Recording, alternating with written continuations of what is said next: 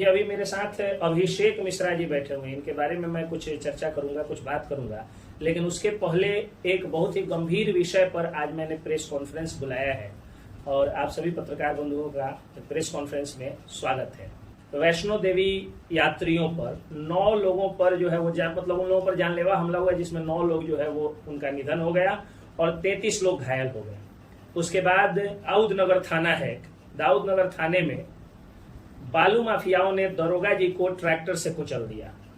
तो ये 2 वारदातें हुई, लेकिन इलेक्ट्रॉनिक चैनल पर या अखबार पर, अखबारों ने भी प्रमुखता से नहीं छापा, कहीं कोने में किसी पेज में छाप दिया और इलेक्ट्रॉनिक चैनल ने भी इस पर कोई चर्चा नहीं की, कोई डिबेट नहीं किया, कुछ नहीं किया। कहने का मेरा मतलब ये है कि आप चाहे 9 हो चाहे 90 हो, आपकी जान जाए या आपका हाथ पैर टूटे, इलेक्ट्रॉनिक चैनलों को मतलब है तो सिर्फ और सिर्फ अनंत अंबानी, ये राधिका मर्चेंट, उर्फी जावेद के छोटे कपड़े, इन लोगों से इन लोगों को मतलब है। और अखबार विज्ञापन आधारित खबरें छाप रहे हैं। कॉमर्शियलाइजेशन का दौर है, व्यवसायीकरण का दौर है, ये उन लोगों का व्यवसाय है, अच्छी चीज है। लेकिन डिजिटल मीडिया जो कि गांव गरीब की समस्या को दिखाता है और किसी गरीब की बेटी को उसके अहंकारी दामाद ने छोड़ दिया है और वो बेटी घरेलू प्रताड़ना का शिकार हो रही है, घरेलू हिंसा का शिकार हो रही थी, अपने नैहर में आती है तो भाई से पहले डिजिटल मीडिया के पत्रकारों को रोक करके कॉल करती है कि आप आइए और मेरे ऊपर जो प्रताड़ना दिया गया है उसकी खबरों को चलाइए। अगर किसी विधवा को उसका ससुर हिस्सा नहीं दे रहा है, कह रहा है कि नहीं बेटा मर गया तो बहू भी तुम मर जाओ, यानी जो पुरानी सती प्रथा लाने की कोशिश जो हो रही है कि एक औरत विधवा हो गई तो उसके चरित्र पर लांछन लगा दो, उसको डैम घोषित कर दो। गांव में जो ये सारे अत्याचार हो रहे हैं, इसको भी एक्सपोज करने का और उनके साथ खड़ा रहने का काम डिजिटल मीडिया कर रही है। ये सारी चीजें हो रही हैं डिजिटल मीडिया के द्वारा। सड़क में ठेकेदार अगर 1 नंबर की जगह 4 नंबर ईंट लगा रहा है तो डिजिटल मीडिया वहां पहुंचता है। अगर नल जल योजना में बड़ा घोटाला हो रहा है मुखिया या वार्ड सदस्य के द्वारा, तो वहां पर डिजिटल मीडिया का पत्रकार पहुंच रहा है। अगर पुल पुलिया में जो है वो भ्रष्टाचार हो रहा है तो डिजिटल मीडिया का पत्रकार पहुंच रहा है। तो किसी का व्यक्तिगत किसी लड़की का बलात्कार हो, डिजिटल मीडिया का पत्रकार पहुंचता है। किसी के बेटे की हत्या हो जाए, डिजिटल मीडिया का पत्रकार पहुंचता है। लेकिन डिजिटल मीडिया के साथ में शासन, प्रशासन और जनता भी क्या कर रही है, यही मैं बताने के लिए आज प्रेस कॉन्फ्रेंस किया। ये अभिषेक मिश्रा है, ये एक डिजिटल मीडिया के अभी पत्रकार हैं, अखबारों में भी इन्होंने काम किया और खोजी पत्रकारिता करते हैं। खोजी पत्रकारिता में इनको लगा कि हाँ, पुलिस विभाग के इस अंग के पास जो है वो मतलब पुलिस विभाग के इस कंपोनेंट में, इस इकाई में भ्रष्टाचार है, इन्होंने उसके खिलाफ खबर चला दी। जिले के जाबाज और ईमानदार एसपी महोदय ने उसको जो है उन चीजों को देखा। अब जो भ्रष्ट निचले स्तर के कर्मचारी थे उनको डर हो गया कि कहीं अभिषेक मिश्रा हमको सस्पेंड न करा दे, लाइन हाजिर न करा दे। इनके खबरों का शुरू से व्यापक असर भी रहता है।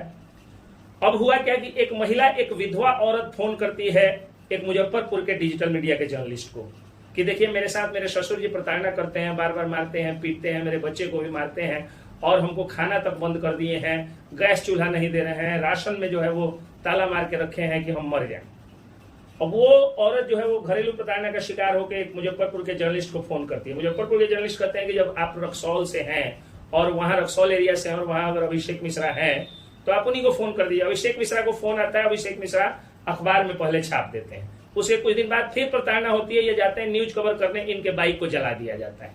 बाइक को जब जलाया जाता है तो ये फोन करते हैं थाने को, 112 आता है, इनको बचा के ले जाता है। थाना में ये आवेदन देते हैं तो उल्टा जो प्रताड़ना करने वाले लोग हैं वो लोग भी इनके खिलाफ आवेदन देते हैं। तो जिनकी बाइक जली है पहले केस उनका दर्ज होना चाहिए, लेकिन चूंकि इन्होंने थाने के खिलाफ भी छापा था इसलिए थाना ने क्या किया कि इनके खिलाफ ही एफआईआर पहले दर्ज कर दिया और जो रियल में इनके साथ हुआ था इनका वाला केस जो है वो काउंटर केस बना दी, मतलब काउंटर केस हो गया वो। अब चूंकि ये थाना के रडार पे थे, एक और बच्ची का जो है वो खबर चलता है कि उसके पिता जो है वो गलत ढंग से किसी अभियुक्त के ऊपर जो है वो केस कर किसी को अभियुक्त बना दिए।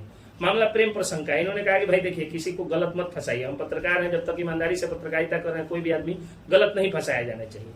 लेकिन उल्टा इनके ऊपर जो है वो रंगदारी मांगने का केस जो है थाने से दर्ज कर दिया गया। पहले से 10-10 मुकदमे इन पर दर्ज है। एंटीसिपेटरी बेल में बाहर से बाहर बेल कराते गए। अचानक क्या हुआ कि एक दिन पता चलता है कि इनको जो है वो गिरफ्तार कर लेती है पुलिस, रात को गिरफ्तार करती है। पहले से भी रेड पड़ रहा है इनके ऊपर, जैसे आतंकवादी के घर पर रेड पड़ता है उस तरह से। उसके बाद क्या होता है कि इनको अरेस्ट किया जाता है, अरेस्ट करके भेज दिया जाता है जेल।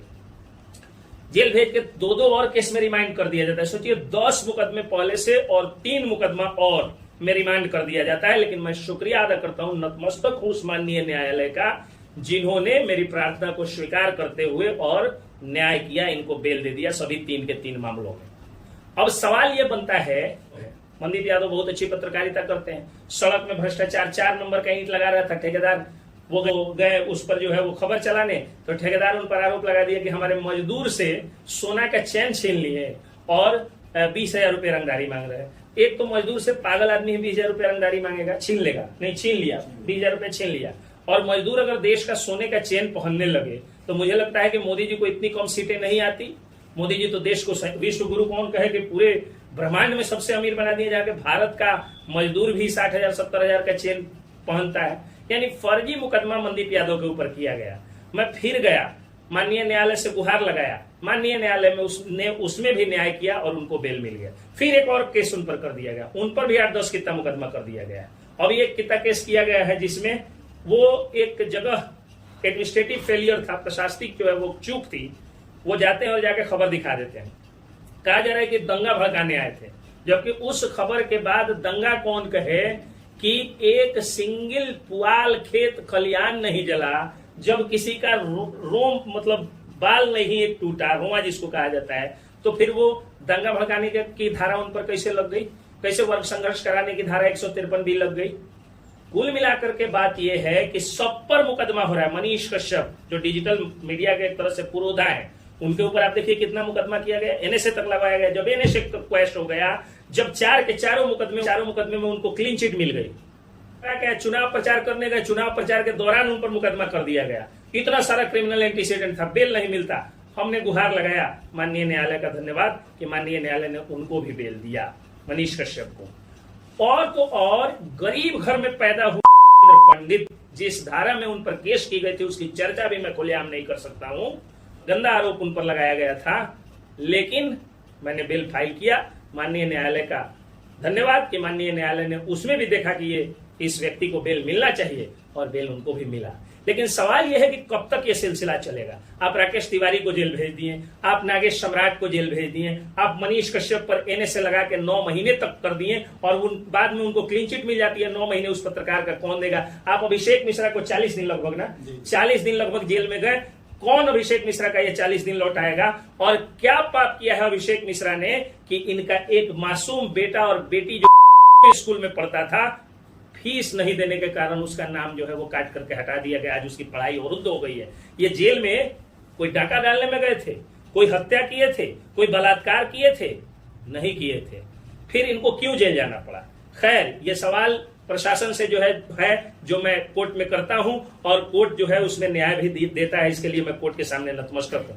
लेकिन सवाल समाज से भी मैं करना चाहता हूं कि जब ये जेल में गए थे तो आप लोग कभी गए कि हाँ वो अभिषेक मिश्रा, वो मनीष कश्यप, वो राकेश तिवारी, वो नागेश सम्राट, वो मनदीप यादव, वो संजीत कुशवाहा, जय जी हैं जो है उन पर भी केस हो गया है, बहुत सारे, मतलब नाम लूं तो गिनतियां कम पड़ जाएंगी। तो इनके घर पे कभी आप गए, जाके पूछे कि इनके माँ का आंसू कौन पूछेगा, इनके बच्चों को जो है खाना भी खा रहे हैं कि नहीं, ये आप लोग पूछें। इनका बस ये दोष था ना कि ये 4 नंबर का ईंटा नहीं देख सकते थे।